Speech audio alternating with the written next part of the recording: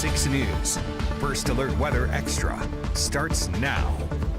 All right, Hurricane Ian making a landfall this afternoon in southwest Florida. You can see the whiteout conditions, the gusty winds, sustained hurricane force winds of 150 as this thing moved in. The storm made a landfall near Cayo Costa as a Category 4 hurricane. It was almost a Category 5 as this thing moved in. It actually made a secondary landfall as it moved on in towards Punta Gorda. Get a look at the devastation it's leaving behind. Winds from the Cat 4 storm strong enough to flip airplanes and destroy homes. There were actually tornadoes last night. I saw around the airport in the Miami area there were reports of a tornado there and a lot of planes that were flipped over from the devastation there from those tornadoes, and now the hurricane as it moves in. This is another look here as you can see as we track that hurricane as it moves in across Florida, and another view and look at the water from the storm surge. It came in fierce today across the Port Charlotte area, and at one point Tampa Bay, you could see the bottom of the bay. All that water, that vacuum effect, that offshore flow, it pulled all that water out of the bay.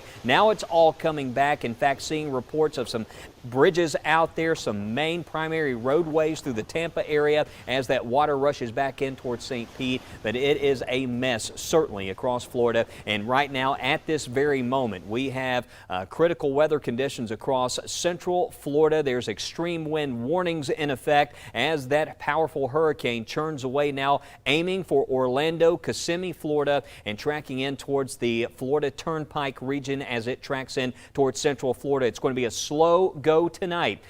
This thing will not move out of Florida until Friday. So over the next 24 hours, it's going to be a long night. Hundreds of thousands without power now as those winds increase across the Florida peninsula. Let's get you updated on the latest right now. The wind speeds have dropped 5 miles per hour per the last advisory, now at 125 miles per hour as the system moves north-northeast at 8 miles per hour. The wind gusts there up to around 180. Meteorologist Lauren Linehan with me here in the First Alert Weather Center as we evaluate the current AccuTrack situation here. The center is to the south and east of Tampa, around Arcadia, and moved in places like Cape Coral, Punta Gorda. We talked a lot about those areas back in that 2004 Hurricane Charlie, similar area where it made a landfall, and now you can see as it churns away. I mentioned Kissimmee, Florida, Orlando's up in here. These areas will deal with winds of 100 miles per hour, and right now folks are really feeling it and dealing with some active and intense winds around Fort Meade and Lakeland. That's one area, Lakeland, Florida, we talked about. There's I-4.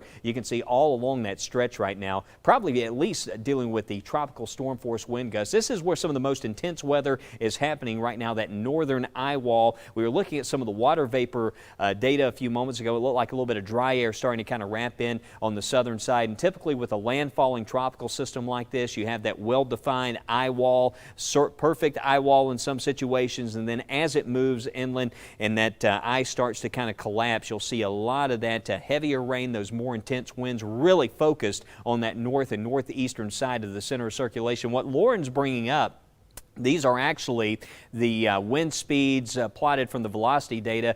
This is just off the surface, and you look there where you really don't have as much friction, but you can clearly see the wind speeds in there still. Hurricane force, that's showing 110 miles per hour. Here's Yeehaw Junction. There's the Florida Turnpike, and you can see those stronger winds there moving in towards Orange Country there across central Florida. But that's a look at the wind speeds. We can show you some of the power outage data. I think if you go to the Future Scan map there, Lauren, you'll be able to see that data for the power outages per county, but we were looking at those numbers and it looked like, yeah, that number has really jumped here around Port Charlotte. Look at this, almost 100% of the county without power. Look at that.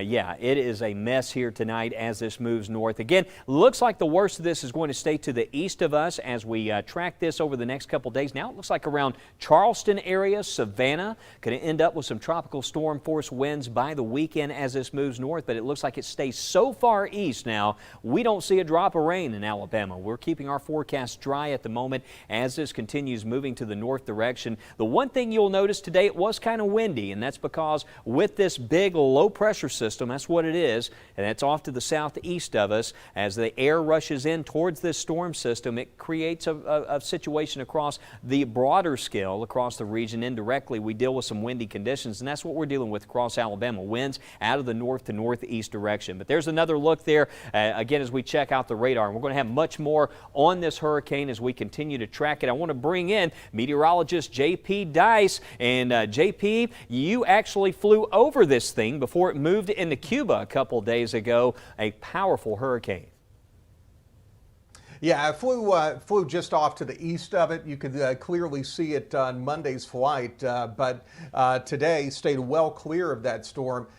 This reminds me so much of Hurricane Charlie back in 2004. The difference is this one's stronger and it is bigger. On my Facebook page earlier today, I put a comparison in satellite pictures between Charlie and Ian, and just geographically, this is a much, much larger storm.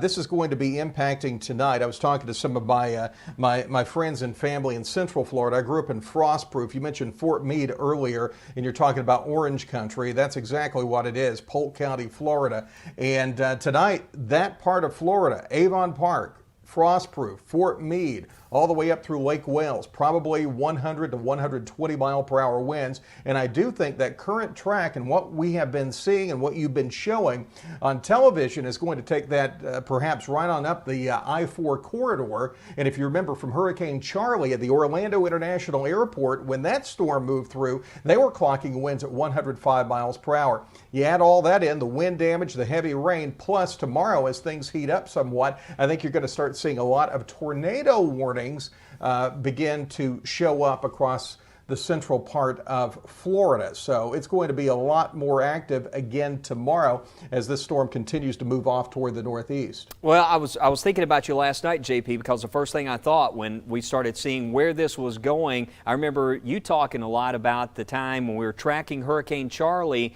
and it seemed like it was moving towards Tampa. It was kind of the same story with forecasting this hurricane. Yeah, a little bit different story, but similar. What happened with this one, the track and the landfall was pretty much nailed by the National Hurricane Center. With Charlie, that track, and this is where we really got caught up in folks focusing on that line. The line with Charlie was taking it right through the Tampa Bay area. There was still a pretty good cone of uncertainty, but at the last minute there was a jog more to the south that took the storm more towards southwest Florida, the Punta Gorda area, and that's where it kind of bypassed Tampa. Very similar to what we're seeing right now. It's not that Tampa's in the clear, but certainly the wind speeds there and the flooding not to the extent of what we thought originally with that storm more eyeing Tampa. So very similar in what's going on, except I think the folks in southwest Florida had a bit more advance notice because this thing was pretty much as forecast. I know once that American model, the GFS, came in line with the Euro, I think a lot of us gained a lot of confidence that this was not going to be an impact on the Florida Panhandle or the Alabama Gulf Coast. So in the way this is moving in, JP, you're very familiar with that area there. I mean, we're talking around the Orlando community and places even back towards Kissimmee. I mean, still, you could end up with winds 100 plus miles per hour out of this. Certainly, no question. Another storm that caused a lot of damage in those areas, Irma, a few years back. That was a big one. That came more up the center of the state, Key West, and kind of came up from the south to the north. This one taking more of the Charlie type track. But yeah, inland, you can have a lot of wind damage there. And then, as you know, and even here we see it sometimes, as we start to heat up with that amount of wind shear that is induced with this landfalling hurricane, you start seeing tornadoes develop. And I think that's going to be the case tomorrow. If you look at any one of your favorite weather apps, hopefully it's the WBRC First Alert weather app, and you kind of look down toward Florida tomorrow, you can mark my words, you're pretty much guaranteed to see tornado warnings begin to appear tomorrow. So that's going to be a secondary threat. But I really fully expect this storm to really be producing some high winds through Polk County, all the way through Orange, Osceola County, which is the Kissimmee area. Farther south, I mean, tonight we're looking at DeSoto County, around Arcadia, Wauchula and Hardee County, and northern parts of Highlands County. You're going to be looking at those higher winds. I mean, damaging winds. I've been texting relatives that are still down there. Moved my mom up here last year, but I still have relatives in Florida saying, hey, they're like, it's not so bad right now. Well, give it a little time. Tonight, you're going to be looking at some higher winds come in, and I can tell you from past experience, probably anywhere from 7 to 15 days without power when you have that kind of storm move through the area. Yeah, it's going to be a long couple of weeks here coming up. JP, always great hearing from you, and I know we're actually going to hear from JP again tonight on WBRC Fox 6 News coming up at 10 o'clock, so we'll see you later on this evening, JP. Thanks for checking in. Of course, keeping a watch on this hurricane as it moves across Florida, and we're going to have much more on this system as we continue right here, just getting started on First Alert Weather Extra. When 6 on Your Side investigates, the issues that directly impact you matter most to us. That's why we're getting answers on rising prices and how you can save some money. And being another set of eyes looking out for your kids and your family. Getting to the bottom of health and billing issues that may be hidden in the fine print. How events nationwide are affecting you here at home. WBRC Fox 6 is always here on your side, ready to help. This is why 6 on Your Side investigates. These are your mornings, and Good Day Alabama is built to start them right. The only station staying local on all platforms all morning long. In your community, giving you a deeper perspective with the largest team dedicated to you. Showing new stories from overnight, helping you get through your day. With First Alert weather and traffic, getting to the point, not wasting your time. These are your mornings. Prepare for a good day. Prepare with Good Day Alabama. When moments turn severe, how do you find clarity?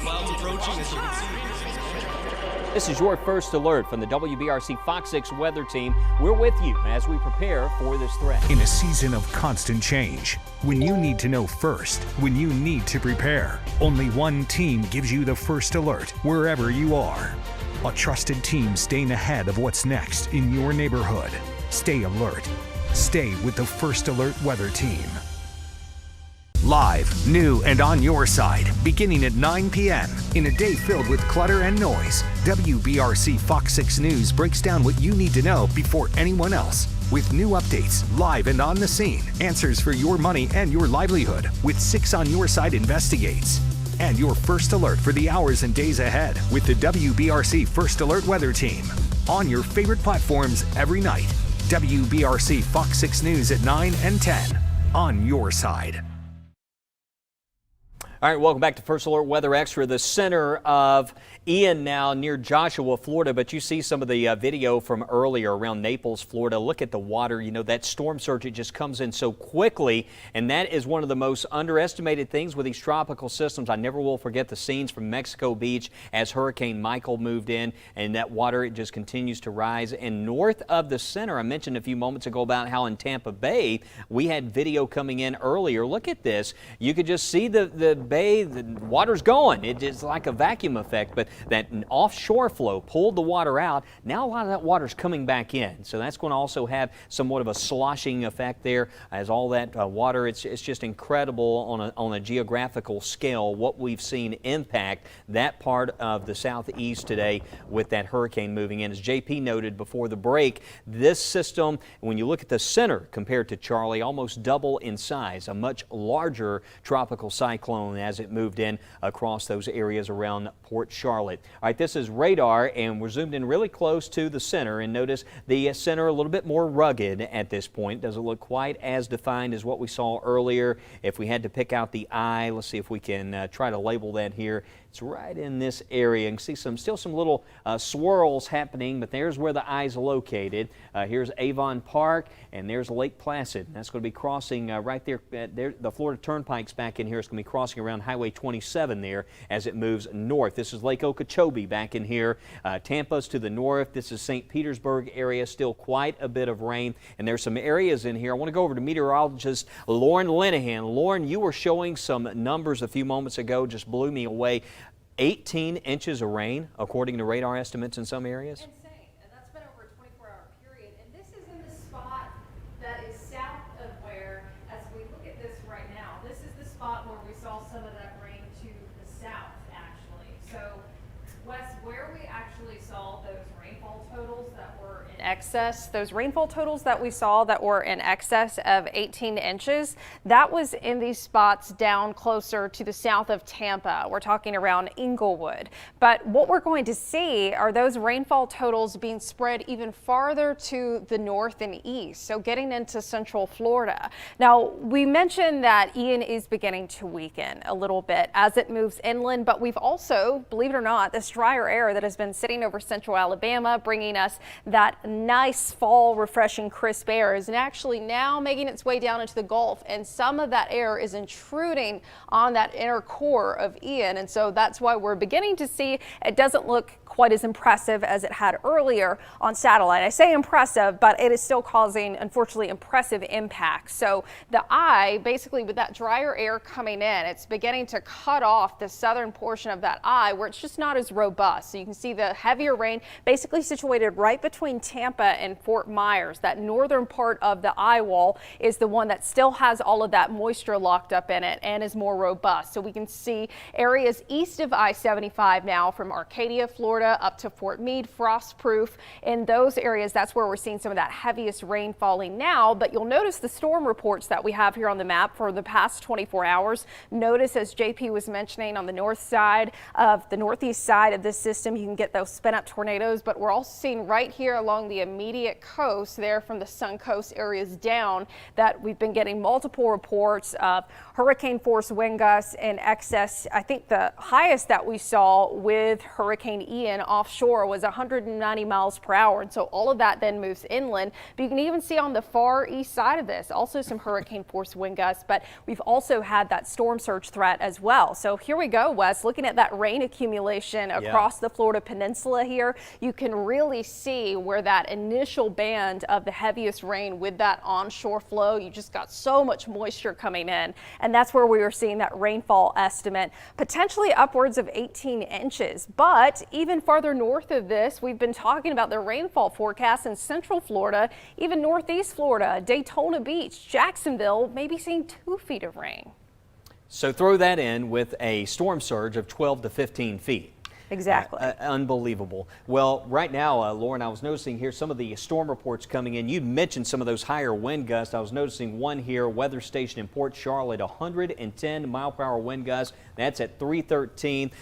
There's a lot of weather stations in here that probably just couldn't hang on. The wind speeds reached a certain level, and several of those, I noticed a lot of the cameras, they were working and then they stopped working. A lot of power outages. This is Punta Gorda reported a 135 mile per hour wind gust from an ASOS station there at Punta Gorda, Florida. Just incredible wind speeds that we're seeing with these. And notice, I want to show you the power outage map. I just saw an update right in here around Port Charlotte and these areas. We're seeing power outage numbers now topping 400,000, 200,000. I mean, they're over 1 million without power now as this moves across the state of Florida. We're talking more about the 7-day forecast here at home, our local weather, as we continue to track Hurricane Ian. As you watch First Alert Weather Extra, stay with us. Remodeling a shower or bath can be tricky with gas prices up and tight monthly budgets. Cost is a real concern, but West Shore Home is helping homeowners get the shower bath they need right now. I'm joined by Kirsten from West Shore Home. And Kirsten, tell us, how is West Shore making bath remodeling affordable? So Joe, for folks who want to get their bath or shower project done right now, we have a very special offer. We know that monthly budgets are a little bit tight right now, which is why we wanted to make this offer available to everyone. If they give us a call, we have 18 months of no payments and no interest financing. That means they can get their shower or bath done now and not have to make a payment for 18 full months. So you're saying people can get their new shower bath installed right now and not have to worry about making any payments or paying any interest until 2024. That's really helpful. Definitely. People love this plan because it allows them to be flexible with their finances. Can we see some projects you've done recently? Absolutely. So here's one where the homeowner wanted to replace their old fiberglass shower with something more new and modern. So we replaced it with a beautiful marble-style shower with an easy low-step entry and a beautiful shower door. That is amazing. Perfect combination of safety and beauty. It definitely is, so let's take a look at another one. These homeowners were struggling with mold and mildew from their old tile. They were tired of scrubbing. We were able to give them this beautiful new shower that is so much easier to clean. You can get a new shower or bath just like this when you call right now, and you won't have any interest or payments until 2024. Kirsten, thanks so much. Folks, do not put off that shower or bath project any longer. West Shore Home is making it affordable to take care of that bath project right now. West Shore Home is extending this offer for 1 week only. Free installation on all shower and bath projects. And for a limited time, they're doing 18 months of flexible financing. That's no payments and no interest until early 2024. This is an offer you don't want to miss. Call the shower and bath experts at West Shore Home now. All right, welcome back to First Alert Weather Extra. Again, a look at some of the rainfall data. Check this out from First Alert AccuTrack. That's showing over a foot of rain there across the Port Charlotte area, now stretching in towards Fort Meade, Lakeland area. And you can see kind of where that heavy rain's track just south of the Tampa area. I want to bring in meteorologist Jill Gilardi. Jill, this system now looks like could have quite an impact across Georgia, the Carolinas as this continues north. Where does it go from here? Yeah, we're going to be watching that area you spoke of as we get into Friday and Saturday especially. So let's fast forward to late tomorrow night. We get into Friday morning, and that center of Ian could go back over the open waters. Maybe it could strengthen a little bit, or at least maintain strength as a tropical storm. And then it's going to be bringing in some very heavy rainfall to parts of East Georgia, into the Carolinas, Charleston. And then you're talking about the rest of the Carolinas towards Virginia as we head into Friday into Saturday. So again, they could see that center pass right over and make its way anywhere between Savannah and Charleston, and then bringing that heavier rain northward through the rest of Friday. And then into Saturday, it will start to kind of weaken some, but still could pack a punch when it moves on in. We're talking about rainfall amounts projected in the 4 to 6 inch range with higher amounts possible. Again, this could be eastern Georgia into South Carolina, North Carolina, and Virginia. Could see some flooding issues from Ian as it makes its way as a tropical storm. Some of the future wind gusts as we take a look at this. Again, this is for tomorrow night. You're talking about tropical storm force winds, possibly in the Townsend area, Charleston. Then you're talking about those winds increasing Wilmington and Raleigh. And you could see maybe even a hurricane force wind gust as we get into Friday afternoon across the Carolinas as that center tracks northward. And it's going to be interesting to watch, Wes, once that center moves back over open waters. Will it gather any more strength, and what kind of major problems could it cause for, again, eastern Georgia into the Carolinas? So this isn't over once it passes across Florida. Yeah, very good observation there, Jill. Someone actually asked me, and I said it's possible as long as it's over water. Yeah, you could see some reorganization briefly try to happen there as we track the hurricane. There's another look. I want to take you over to another system that actually formed today. If you check the weather app, you probably got an alert. There's a new tropical depression. Well, this is nowhere near the Gulf of Mexico. This is way out over the Atlantic. This is tropical depression number 11, and it's expected to move north. It may become a tropical storm, but we're not concerned about this system right now. The big story is Hurricane Ian, and once that moves out, I think we finally catch a little bit of a break here. We are still enjoying across Alabama, lots of sunshine, some cooler temperatures, another chilly night on the way. We'll have lows back in the 40s. Notice we have taken out the rain out of the weekend forecast. It looks very dry, but across the region, Mississippi, Alabama, even today in the parts of Georgia with that tropical system, that big low pressure area that's moving in across Florida, you end up with pressure. It's going from high to low pressure. You end up with a gradient that causes these winds to pick up. We have a tighter wind gradient, so that's created some breezy conditions. So kind of indirectly, that windy day that we've had has been related to the hurricane that's moving in across Florida. You can see the temperatures that tonight cooling off into the 60s and 50s out there. We'll have overnight lows down into the 40s early in the day. So again, another chilly start. Weather's been incredible this week. I know we've talked a lot about the hurricane, and by the way, there still is that high fire danger. I noticed a couple of alerts today. Some folks were reporting some grass fires. Be careful, avoid burning. It's extremely crispy. We have low dew points, and we also have the breezy conditions coming back for Thursday late in the day, but a bright sunny day, highs in the 70s. Weather's going to be incredible this weekend, especially for high school football. It's possible there could be some clouds to the east. Right now I see dry weather at Auburn, dry weather for the out-of-state games. And just to mention, by the way, I know Alabama's at Fayetteville. I was checking the temperatures in the Ozarks. By early Saturday morning, the temperatures will be in the low 40s, so plan for some cold mornings and some chilly nights there if you are traveling afar. I think in Houston for the Liberty game, UAB fans, kickoff temp around 81, but dry in Houston on Saturday. But again, we're talking some sunshine. Before we go to break, I just want to show some photos today. We had some guests at WBRC. May recognize some of these faces, our First Alert weather watchers, and we were actually tracking the hurricane as Hurricane Ian made a landfall. You can see meteorologist Lauren Linehan there giving a presentation, but our weather watchers and even you, our viewers, do such an incredible job as spotters and reporting when the weather is active, and we certainly appreciate everyone that helps out and helps provide ground truth data during times of active weather, including our First Alert weather watcher team. But we'll be back, more coming up as we continue to track Hurricane Ian here. You are watching First Alert Weather Extra. When 6 on Your Side investigates, the issues that directly impact you matter most to us. This is why 6 on Your Side investigates. These are your mornings, and Good Day Alabama is built to start them right. The only station staying local on all platforms all morning long. Prepare for a good day. Prepare with Good Day Alabama.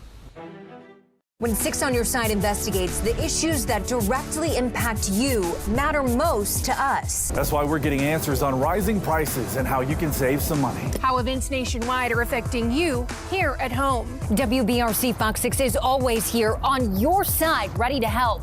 This is why 6 on Your Side investigates. In a season of constant change, when you need to know first, when you need to prepare, only one team gives you the first alert. A trusted team staying ahead of what's next in your neighborhood. Stay alert.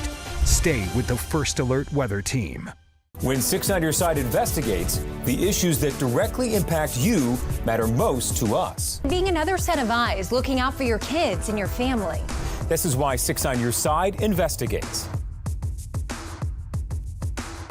Live, new, and on your side, beginning at 9 p.m., WBRC Fox 6 News breaks down what you need to know before anyone else on your favorite platforms every night. WBRC Fox 6 News at 9 and 10, on your side. When 6 on Your Side investigates, the issues that directly impact you matter most to us. That's why we're getting answers on rising prices and how you can save some money. This is why 6 on Your Side investigates. How will the weather impact your roads? The First Alert weather app has live traffic updates and road conditions for a safer commute. This is why we First Alert. WBRC Fox 6 News, on your side. They say necessity is the mother of invention, and sometimes hurricanes give birth to barbecue. As Carolyn Jackson explained how her father's gas station became McMillan's Barbecue. Daddy had 2 pumps, only 2 pumps, and this was like a little convenience store, and he sold gas, and he worked on cars in the back too. Frederick came through. So anyway, I started to, and everything over here was torn up, like everywhere else.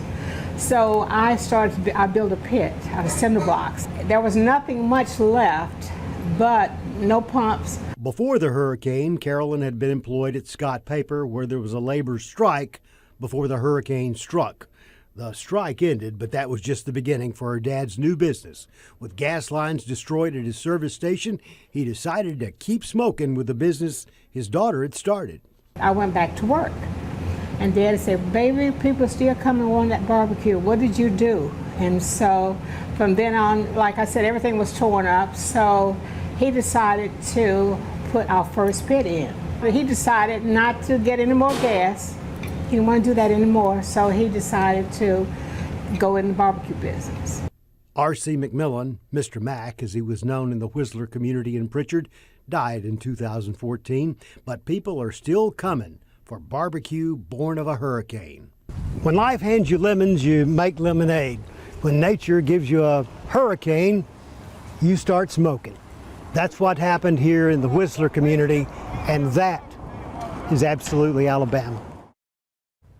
And here's one final look at that 7-day forecast. We're looking pretty bone dry here. We did take those rain chances out for even Ian coming a little closer as it passes to our south and east over the weekend. Should be off of the Georgia coast, and we don't expect any impacts from that. Still looking pretty dry. We should be in the 40s for tomorrow morning. Wes will have an update on Ian tonight on First at 9. I'm First Alert meteorologist Lauren Linehan. Have a safe and happy Wednesday evening.